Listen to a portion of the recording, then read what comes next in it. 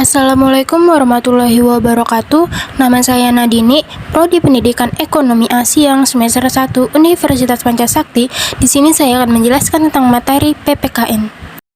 Yang pertama, ada pengertian wawasan Nusantara. Wawasan Nusantara adalah cara pandang atau cara melihat kesatuan kepulauan yang terletak di antara Asia dan Australia, juga dua samudra Hindia dan Pasifik.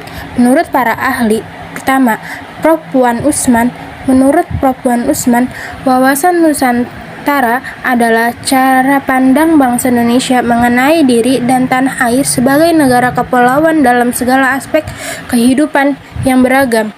2. Munajat dan Nur Saputro 1981.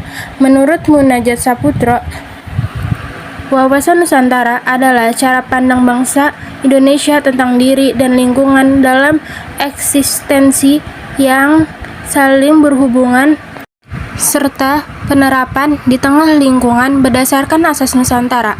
Asas Nusantara sendiri merupakan suatu ketentuan dasar yang harus ditaati, dipatuhi, dan dipelihara agar kepentingan nasional dapat terwujud. 3. Sumarsono 2002. Menurut Sumarsono, wawasan Nusantara merupakan nilai yang menjiwai segenap peraturan perundang-undangan pada setiap strata di seluruh wilayah negara, sehingga menggambarkan sikap dan perilaku, paham, serta semangat kebangsaan atau nasionalisme yang tinggi dan merupakan identitas atau jati diri bangsa Indonesia. Wawasan Nusantara sebagai cara pandang bangsa Indonesia tentang merupakan gejala sosial yang dinamis dengan 3 unsur. Pertama, wadah dari wawasan Nusantara adalah wilayah negara kesatuan RI berupa Nusantara dan organisasi secara RI sebagai kesatuan utuh. Kedua, isi wawasan Nusantara adalah inspirasi bangsa Indonesia berupa cita-cita nasional berdasarkan Pancasila dan UUD 1945. Ketiga, tata laku dari wawasan Nusantara adalah tindakan bangsa Indonesia untuk melaksanakan falsafah Pancasila dan UUD 1945 yang apabila dilaksanakan dapat menghasilkan wawasan Nusantara. 4. Srijati Kailan dan Ahmad Jubaidi 2007.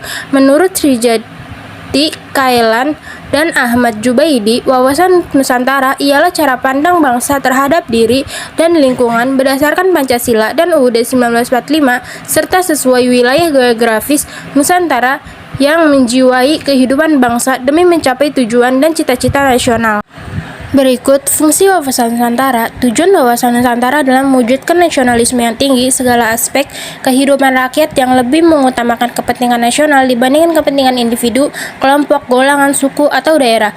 Kedudukan wawasan Nusantara sendiri berada dalam hierarki paradigma sosial dimulai dari hierarki pertama, landasan ideologi atau Pancasila sebagai falsafah ideologi bangsa dan negara. Hierarki kedua, landasan konstitusional UUD 1945. Hierarki 3, landasan fusional adalah wawasan Nusantara. Hierarki 4, landasan konsepsional merupakan ketahanan nasional. Hierarki 5, landasan operasional adalah GBHN, garis-garis besar haluan negara.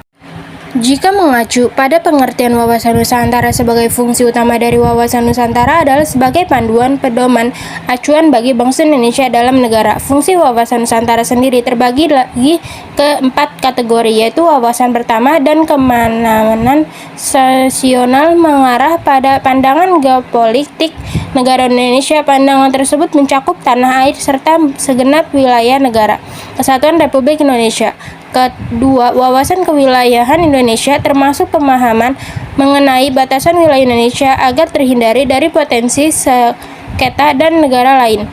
Ketiga, wawasan pembangunan dengan beberapa unsur di dalamnya seperti sosial politik, kesatuan politik, pertahanan, serta keamanan negara, ekonomi, dan sosial ekonomi. Konsep pertahanan nasional. Konsep pertama, pertahanan nasional yang memegang peranan penting dalam perencanaan pembangunan kewilayahan serta pertahanan keamanan nasional. Ada tujuan wawasan Nusantara keluar adalah menjamin kepentingan nasional dalam era globalisasi yang kian menduniai maupun kehidupan dalam negeri, kemudian turut serta melaksanakan ketertiban dunia berdasarkan kemerdekaan, perdamaian abadi, keadilan sosial, dan sikap saling menghormati. Tujuan wawasan Nusantara ke dalam adalah menjamin peraturan dan kesatuan di segenap aspek kehidupan nasional, baik aspek alamiah maupun aspek nasional. Bangsa Indonesia harus meningkatkan kepekaannya dan berupa mencegah faktor-faktor penyebab timbulnya disintegrasi bangsa diri, mungkin juga terus mengupaya terjadinya persatuan dan kesatuan dalam kebinekaan. Selanjutnya ada wawasan Nusantara. 1. Asas solidaritas. Solidaritas adalah perasaan emosional dan moral yang terbentuk pada hubungan antara individu atau kelompok berdasarkan rasa saling percaya, kesamaan tujuan dan cita-cita, adanya ketidaksetiawaan, dan rasa sepenanggung jawab.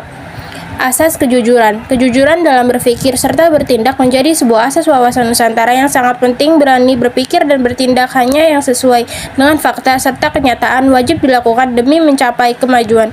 Ketiga, asas kemajuan. Tujuan mempunyai tujuan serta kepentingan yang sama. Berbagai contoh di masa kemerdekaan saat semua rakyat Indonesia melakukan perjuangan bersama-sama mengusir para penjajah. 4. Asas keadilan. Seluruh elemen masyarakat mempunyai hak yang sama dalam mendapatkan keadilan dan mewujudkan tujuan serta cita-cita nasional, tidak boleh merugikan pihak tertentu maupun mengutamakan kepentingan kelompok atau golongan sendiri. Hal ini berlaku dalam segala aspek kehidupan bernegara, baik keadilan secara hukum, ekonomi, politik, serta sosial.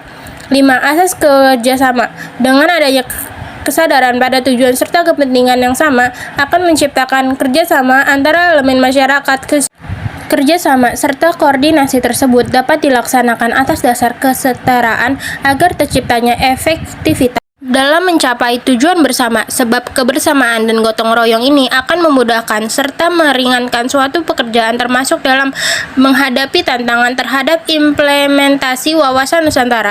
Implementasi wawasan Nusantara. Pertama, implementasi di bidang pertahanan dan keamanan. Kedua, implementasi di bidang politik. Ketiga, implementasi di bidang ekonomi. Keempat, implementasi di bidang sosial. Berikut ada tantangan implementasi wawasan Nusantara di era modern. Pertama, perkembangan pesat teknologi. 2. Kapitalisme. 3. Pemberdayaan masyarakat. Sekian, terima kasih penjelasan dari saya.